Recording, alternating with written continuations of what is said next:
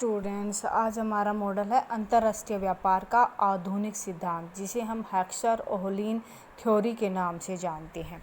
ये सिद्धांत सबसे पहले हेक्सर ने बताया था 1919 में, लेकिन इसको डेवलप करने का श्रेय जाता है ओहलीन को, जो उनका 1933 में उनकी बुक हुई थी international and inter regional trade.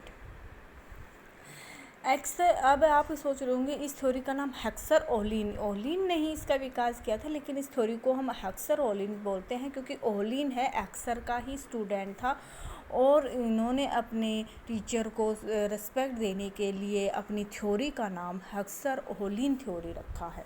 Clear? तो यह सिद्धांत हमारा तुलनात्मक लागत सिद्धांत का कोई विरोध नहीं करता है, उसका कोई खंडन नहीं करता है, बल्कि उसका समर्थन ही करता है। लेकिन फिर ये कहता क्या, क्योंकि तुलनात्मक लागत में क्या स्पष्ट किया गया था कि लागतों में अंतर की वजह से व्यापार होता है। तो ये सिद्धांत क्या स्पष्ट करता है, ये हमें ये बताता है कि लागतों में अंतर क्यों होता है, आखिर चाहे वो निरपेक्ष हो सापेक्ष हो, तो वो लागतों में अंतर क्यों होता है। इसका मुख्य कारण क्या है, साधन संपन्नता। इसका मुख्य कारण क्या है, साधन संपन्नता। तो यहाँ इस थ्योरी में इसी बात को डिस्कस किया गया है कि दो देशों की लागतों में अंतर क्यों पाया जाता है। देखो, इस थ्योरी में ये नहीं बता रहे हैं हम कि कौन कितना निर्यात करेगा, कौन कितना आयात करेगा, ये नहीं बताएंगे, हम डिस्कस नहीं करेंगे। हम तो सिर्फ यहाँ ये बताएंगे कि दो देशों की लागतों में अंतर होता है, तो वो सिर्फ किसकी वजह से होता है, साधन संपन्नता की वजह से होता है। तो ये थ्योरी हमें ये कहती है कि प्रत्येक देश उस वस्तु का निर्यात करेगा जिसके उत्पादन में उस साधन का प्रयोग किया जाता है जो सापेक्ष रूप से सस्ता है। क्लियर? जो सापेक्ष रूप से क्या है, सस्ता है तथा अधिक मात्रा में उपलब्ध है। इसके विपरीत उस वस्तु का आयात किया जाता है जिसके उत्पादन में उस साधन का प्रयोग किया जाता है जो सापेक्ष रूप से महंगा है तथा कम मात्रा में उपलब्ध है उस देश में। इस सिद्धांत की हम व्याख्या करने से पहले हम इस सिद्धांत की मान्यताएं पढ़ेंगे। तो ये सिद्धांत देखिए, वो मॉडल था हमारा तुलनात्मक लागत सिद्धांत, वो 2/2 था, लेकिन ये क्या है, 2/2/2। इसका मतलब क्या है, इसमें दो देश हैं, दो वस्तु हैं, दो साधन लिए हैं उसमें केवल एक साधन था। क्लियर बच्चों? अब नेक्स्ट पॉइंट हमारा इसमें मान्यता हमने क्या ली है, दो देशों में किसी एक वस्तु के लिए एक ही उत्पादन फलन होता है। मान लीजिए दोनों वस्तुएं शर्ट का उत्पादन करते हैं, तो दोनों का उत्पादन वक्र एक ही होगा शर्ट का। क्लियर? इसी तरह से दोनों देश अगर घड़ियों का उत्पादन करते हैं तो दोनों देशों की घड़ियों का उत्पादन वक्र एक ही होगा। ये नहीं कि उस देश का अलग मिलेगा, उस देश दोनों का एक ही वक्र मिलेगा, उत्पादन वक्र। क्लियर? तीसरी मान्यता इसमें, दो देश के अंदर साधन तो गतिशील हैं परंतु दो देशों के बीच गतिहीन है। ये बार बार मान्यता हम डिस्कस कर चुके हैं। अगला पॉइंट है, सभी बाजारों में पूर्ण प्रतियोगिता है। इसका मतलब क्या है कि सभी साधन काम पर लगे हुए हैं। क्लियर? वस्तुओं के विनिमय पर किसी प्रकार का नियंत्रण नहीं है, अर्थात स्वतंत्र व्यापार है। यहाँ पर विभिन्न देशों की रुचियाँ भी समान ली हैं, उत्पादन की समान तकनीक का प्रयोग किया गया है, यातायात की कोई लागत नहीं ली हमने। विभिन्न देशों में विभिन्न साधन संपन्नताएं पाई जाती हैं। यहाँ पर ये मान्यता मुख्य मान्यता पर और इसी पर ही तो सिद्धांत हमारा आधारित है कि दो देशों में साधन संपन्नता अलग अलग है। क्लियर बच्चों? अब नेक्स्ट है, वस्तुओं की साधन प्रधानता के रूप में वर्गीकरण किया जाता है, यानी कि जिस वस्तु में पूंजी का प्रयोग अधिक होगा वो पूंजी प्रधान वस्तु, जिसमें श्रम का अधिक प्रयोग होगा वो श्रम प्रधान वस्तु होगी। ये नहीं कि एक वस्तु में केवल एक वस्तु में दोनों साधनों का प्रयोग होगा, लेकिन एक साधन का ज़्यादा प्रयोग होता है, एक का कम होता है। जैसे घड़ी की बात करें तो घड़ी में पूंजी का प्रयोग ज़्यादा होगा, श्रम का प्रयोग कम होगा। इसी तरह से शर्ट में पूंजी का प्रयोग कम होगा और साधन का यानी श्रमिक का प्रयोग ज़्यादा होगा। तो शर्ट है वो कैसी वस्तु हो गई, श्रम प्रधान, और घड़ियाँ कैसी हो गई, पूंजी प्रधान वस्तु। क्लियर? लास्ट इसमें सभी वस्तु का उत्पादन फलन प्रथम डिग्री का है। इसका मतलब क्या है, प्रथम डिग्री का मतलब क्या है, यहाँ पर समरूप उत्पादन, यानी अगर हम सभी साधनों को टी अनुपात से बढ़ाएं, टी की वैल्यू कुछ भी हो सकती है, 5, 7, 10 जो भी कहते हैं। अगर सभी दो ही साधन हैं, लेबर और कैपिटल, अगर हम लेबर को 2 गुना बढ़ाएंगे, और लेबर और पूंजी को 2 गुना बढ़ाएंगे तो उत्पादन में भी 2 गुना वृद्धि होगी, 5 गुना बढ़ाएंगे तो उत्पादन में भी 5 गुना वृद्धि होगी, 1 गुना बढ़ाएंगे तो उत्पादन में 1 गुना वृद्धि होगी। तो इसे हम कहते हैं फर्स्ट डिग्री का समरूप उत्पादन फलन। जितने साधनों में वृद्धि करेंगे उतनी ही उत्पादन में वृद्धि होती है। क्लियर। अब हम करते हैं इस सिद्धांत की व्याख्या। तो इस सिद्धांत की व्याख्या हम 2 प्रकार से करेंगे। क्लियर। तो इस सिद्धांत की व्याख्या करने के लिए साधन संपन्नता ही इसका मुख्य साधन वो लिया है हमने कि 2 देशों में लागतों में अंतर क्यों पाया जाता है, साधन संपन्नता में अंतर होता है। तो साधन संपन्नता को हम 2 प्रकार से दिखाएंगे। नंबर 1 पहला किस में दिखाएंगे हम, उसकी कीमत मापदंड पर। साधन संपन्नता का कौन सा मापदंड लेंगे हम, कीमत मापदंड लेंगे। क्लियर। तो कीमत मापदंड ये है हमारा, देखिए साधन प्रचुरता की कीमत मापदंड। इसमें हमने दिखाया एक जर्मनी लिया है और एक क्या लिया है, भारत लिया है। क्लियर बच्चों। तो जर्मनी देखिए, जर्मनी की ये पूंजी पी के क्या है, पूंजी की लागत है, पी एल श्रम की लागत है। क्लियर। तो पी के अपॉन पी एल ये जर्मनी की है और पी के अपॉन पी एल ये भारत की है। इसमें हमने बीच में लेस देन का यहाँ पर ये दिखा रहा है कि जर्मनी में जो अनुपात है पूंजी की कीमत और श्रम की कीमत का, वो भारत की पूंजी और कीमत श्रम की कीमत के अनुपात से कम है। इसका मतलब क्या हुआ, इसका मतलब ये हुआ कि जर्मनी में पूंजी सस्ती है और भारत में श्रमिक सस्ता है। यानी जर्मनी में पूंजी की कीमत सस्ती है, पूंजी की कीमत क्या होती है, रेट ऑफ इंटरेस्ट, और भारत में श्रमिक सस्ता है, इसका मतलब मजदूरी सस्ती है यहाँ पर। क्लियर। तो दोनों देशों की साधन संपन्नता को यहाँ पर दिखाया गया है कि जर्मनी में पूंजी सस्ती है और भारत में श्रमिक सस्ता है। अब इसी बात को हम देखो डायग्राम की सहायता से दिखा रहे हैं। डायग्राम में मैंने अलग अलग रंग आप लोगों को समझाने के लिए ही किया है। यहाँ पर हमने क्या लिया, लेबर, और इधर हमने क्या लिया, कैपिटल। क्लियर बच्चों। पहले हम जर्मनी की प्राइस लाइन खींचेंगे। क्लियर। क्योंकि हमने यहाँ पर क्या ली है, प्राइस लाइन ही तो ली है। देखो पूंजी की प्राइस लाइन, श्रमिक की प्राइस लाइन, पूंजी की प्राइस लाइन, श्रमिक की प्राइस लाइन। तो 4 प्राइस लाइन होंगी, 2 जर्मनी की होंगी और 2 भारत की होंगी। तो पहले प्राइस लाइन देखे, ये हमने ए बी के नाम से दिख रही है ना, ए, ये ए है हमारी, ये ए और ये बी, ये जर्मनी की है, और ये सी डी ये भी जर्मनी की है। तो ए बी और सी डी। क्लियर हुई बच्चों ये बात सभी को।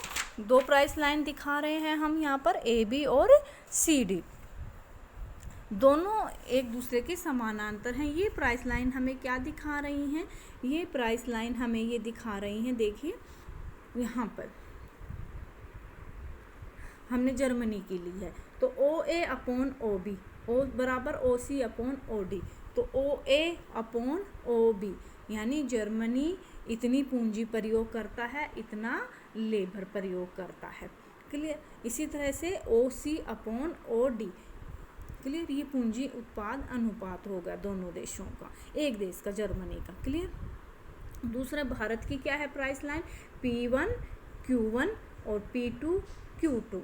ठीक है।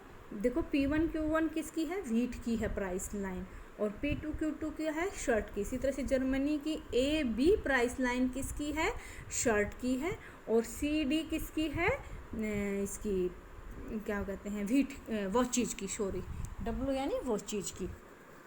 क्लियर। तो भारत का ये दिखा दिया हमने पूंजी। देखो OP1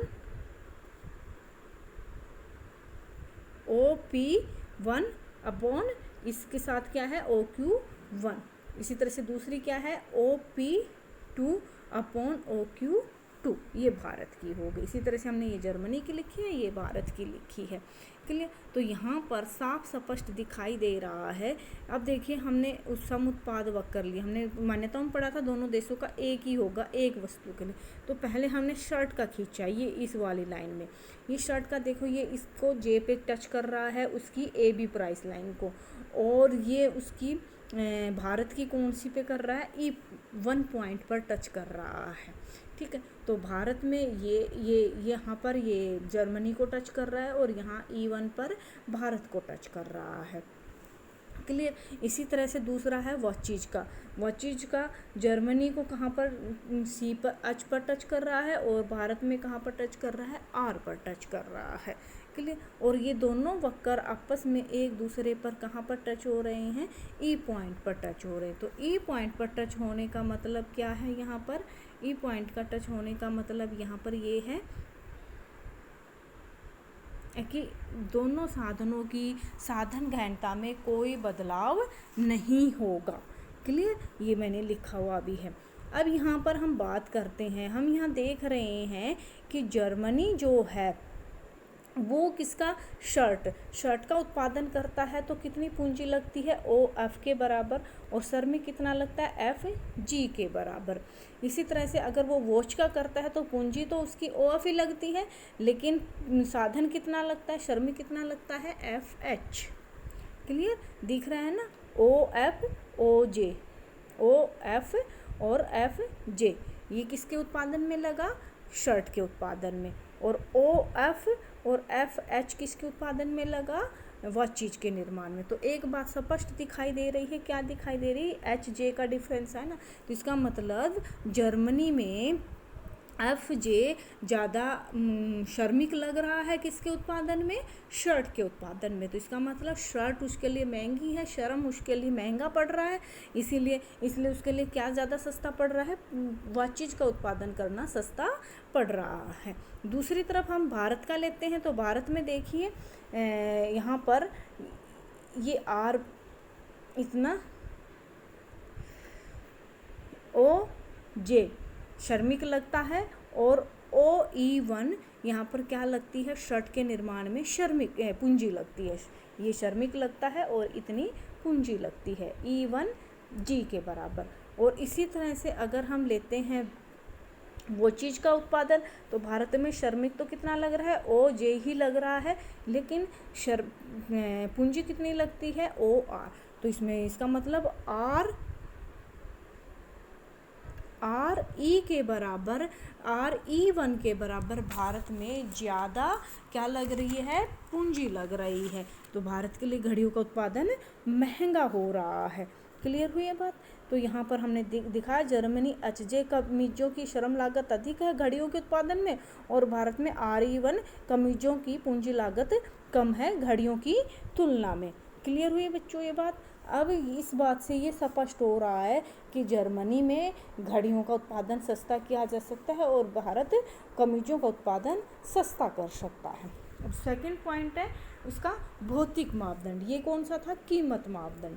यहाँ हमने भौतिक दान, यहाँ पर मात्राओं से मतलब है कि पूंजी अधिक मात्रा में उपलब्ध है या श्रमिक अधिक मात्रा में उपलब्ध है।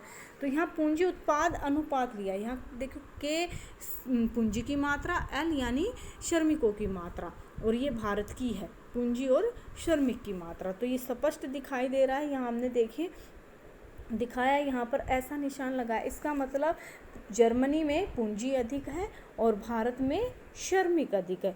भारत में पूंजी की कमी है और जर्मनी में लेबर की कमी है।